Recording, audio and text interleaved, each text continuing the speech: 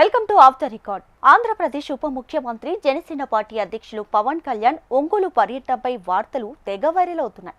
ఈ నెల 4వ తేదీన పవన్ కళ్యాణ్ వస్తున్నారన్న వార్తల్లో నిజమెంత?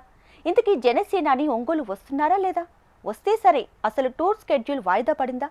లేకపోతే వైరల్ అవుతున్న వార్తల వెనుక ఎవరైనా స్కెచ్ వేశారా? అదే నిజమైతే ఆ అవసరం ఎవరికొచ్చింది? పవన్ కళ్యాణ్ టూర్ ఖరారు కాకుండానే ఓ వర్గం అత్యుత్సాహంతో ఏర్పాట్లు చేసుకుంటుందట. మరో వర్గం నేతలైతే పవన్ టూర్ని లైట్ తీసుకుంటుంది. మొత్తం మీద పవన్ కళ్యాణ్ ఒంగోలు వస్తున్నారన్న వార్తల ప్రచారం వెనుక రాజకీయ ప్రయోజనం ఎవరికుంటుందనేది $1 మిలియన్ ప్రశ్నగా మారింది. AP deputy CM Janasena party అధ్యక్షులు పవన్ కళ్యాణ్ ఒంగోలు రానున్నారన్న వార్త హాట్ టాపిక్ గా మారింది. అక్టోబర్ 4వ తేదీన జనసేనాని ఒంగోలులో పర్యటించనున్నారని వార్తలొచ్చాయి.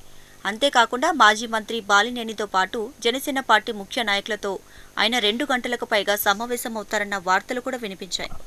అనంతరం బాలినేని ఇంట్లో లంచ్ కూడా చేస్తారని ఇలా ఓ స్కెడ్యూల్ గత 10 రోజుల క్రితం నుంచి ప్రకాశం జిల్లాలో వైరల్ అయింది. గత నెల 22న బాలినేని శ్రీనివాస్ రెడ్డి తన తనయుడు బాలినేని ప్రణీత్ కుమార్తో కలిసి తాడేపల్లిలో పవన్తో భేటీ అయ్యారు. సుమారు గంటకు పైగా చర్చలు జరిగాయట. అందుకు సంబంధించి ఫోటోలు కూడా బయటకు వచ్చాయి. అయితే ఈ చర్చల సారాంశం ఏంటంటే, పవన్ అక్టోబర్ 4వ తేదీన ఒంగోలులో పర్యటిస్తున్నారని, ఈ పర్యటనలో భాగంగానే బాలినేని ఇంట్లో సుమారు 2 గంటలకు పైగా జనసేన పార్టీ ముఖ్య నేతలతో ఓ సమావేశం కూడా నిర్వహించనున్నారని ప్రచారం జరిగింది.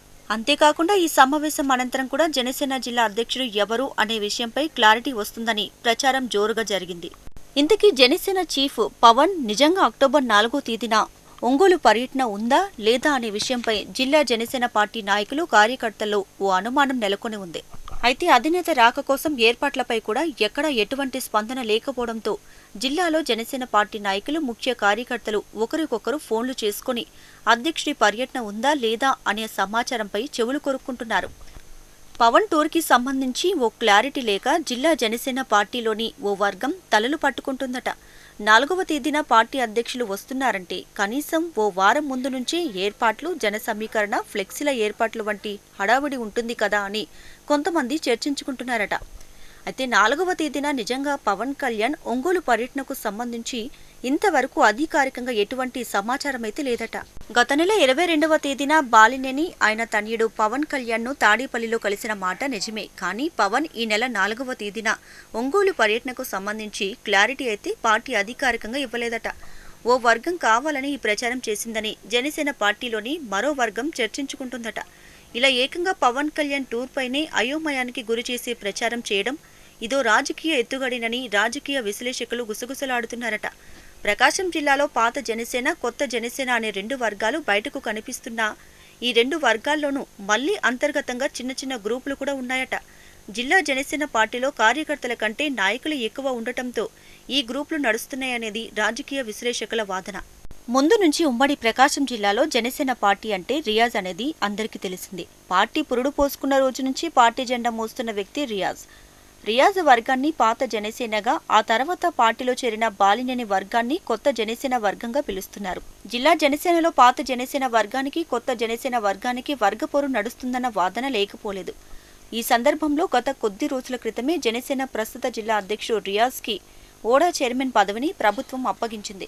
దీంతో రియాజ్ వర్గం కొంత కొత్త జోష్లో ఉంది. దీంతో బాలినేని వర్గం కూడా ఏకంగా పార్టీ అధ్యక్షుని ఒంగోలుకి తీసుకువచ్చి తమ బల నిరూపణ చేయాలని స్కెచ్ వేసిందన్న చర్చ నడుస్తుంది. ఇందులో భాగంగానే గత నెల 22న బాలినేని పవన్ ను కలవడం, అక్టోబర్ 4న ఒంగోలుకి రావాలని అడగడం జరిగి ఉంటుందనే చర్చ నడుస్తుంది. అయితే 4వ తేదీన ఒంగోలుకి పవన్ వస్తానని చెప్పారా లేక సమయం చూసి చెబుతానని అన్నారా అన్న దానిపై ఎటువంటి క్లారిటీ లేదంటున్నారు. అయితే 4వ తేదీన ఒంగోలుకి పవన్ వస్తున్నారనే వార్త మాత్రం జిల్లా వ్యాప్తంగా ప్రచారం జరిగింది.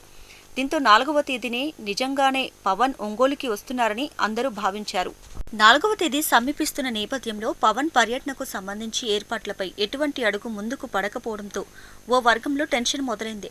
మరో వర్గం మాత్రం ఇదంతా కేవలం ఓ వర్గం చేసిన హడావిడి మాత్రమేనంటూ కొట్టిపారేస్తుంది. ఏకంగా జనసేన అధ్యక్షులు జిల్లా పర్యటనకు వస్తున్నారన్న వార్త నిజమా కాదా అన్నది పక్కన పెడితే ఈ వార్త ఇంతలా ఎందుకు వైరల్ అవుతుందని ప్రశ్నిస్తున్నారు పొలిటికల్ ఎక్స్పర్ట్స్. పవన్ పర్యటనను తమ బల ప్రదర్శనగా చూపాలని ఒక వర్గం, అసలు పవన్ వస్తున్నారన్న వార్తే అబద్ధమని మరో వర్గం చెబుతుండడం కింది స్థాయి కార్యకర్తల్లో తీవ్ర గందరగోళానికి దారితీస్తుంది.